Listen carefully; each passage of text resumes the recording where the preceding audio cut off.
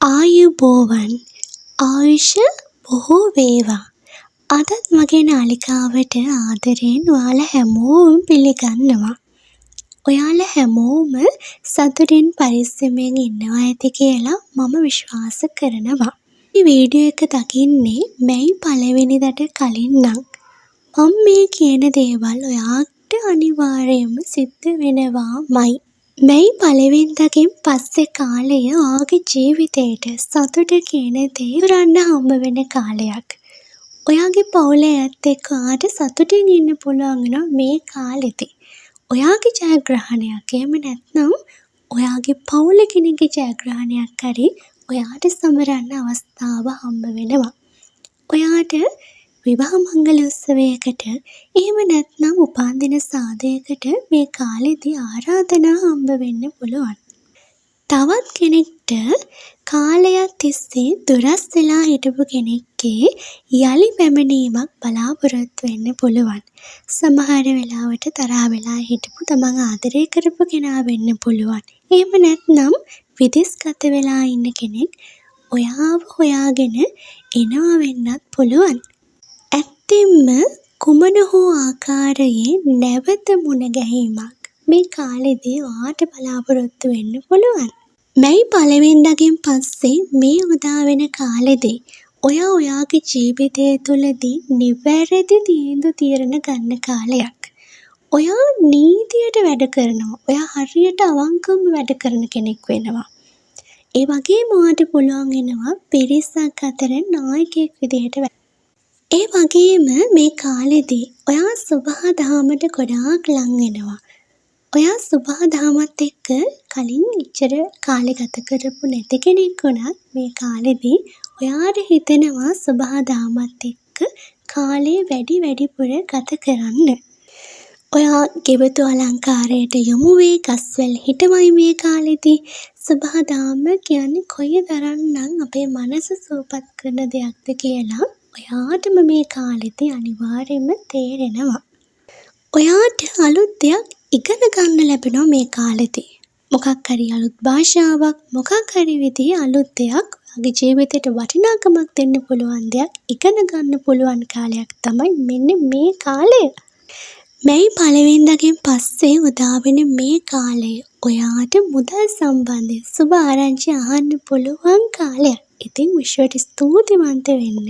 මට මුල්ලේ නිදහස අත්පත් කර දුන්නාට ස්තුතියි කියලා.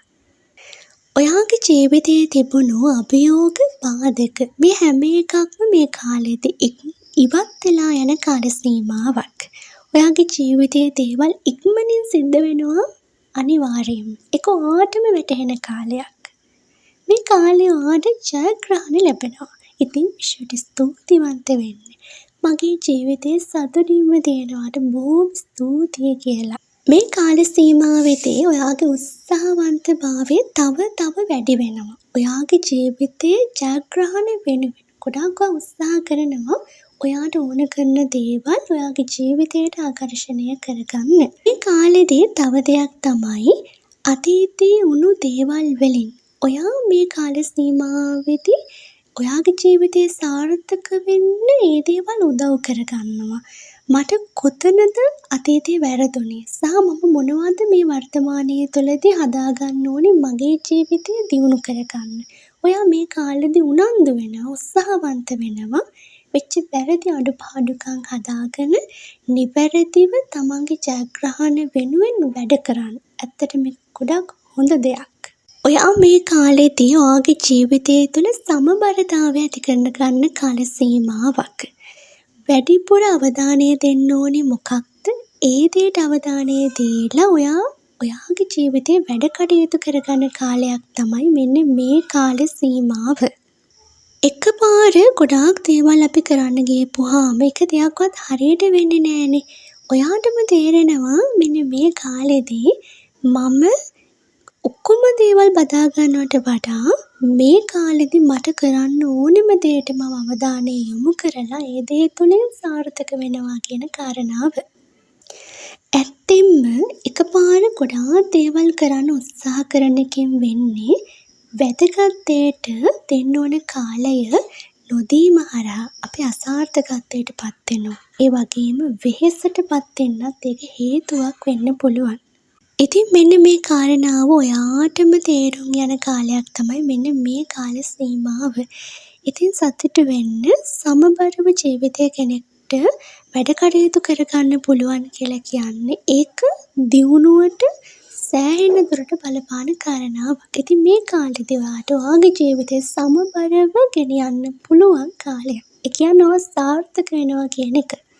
විශේෂයෙන්ම මේ කාලෙදි ඔයා කුමන හෝ කාරණා දෙකක් සම්බන්ධයෙන් ඔයා වැඩිපුර අවධානයක් දීලා වැඩ කරනවා.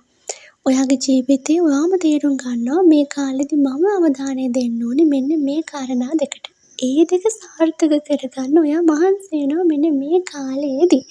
මොන දේ වුණත් ඔයා අනිවාර්යයෙන්ම ධනාත්මකව මේ කාලෙදි අනිවාර්යෙන් ඉන්න. සහ අපේ ජීවිත අනිවාර්යයෙන්ම උස් පහත් වීම් ජීවිතය තුළ සිද්ධ වෙනවා. මොන දේ වුණත් ඔයා පීඩනයක් ඇති කරගන්නේ නැතුව ඔයාගේ වැඩ කටයුතු අනිවාර්යයෙන්ම සාර්ථකව කරගන්න ඕන කාලයක් මේ කාලෙදි. අනිවාර්යෙන් ඔයාට ඒක මේ කාලෙදි පුළුවන් වෙනවා. මම මේ කිව්ව කාරණා අනිවාර්යයෙන්ම සිද්ධ වෙනවා මේෂ, සිංහ, ධනු කියන ලග්න හිමියන්ට.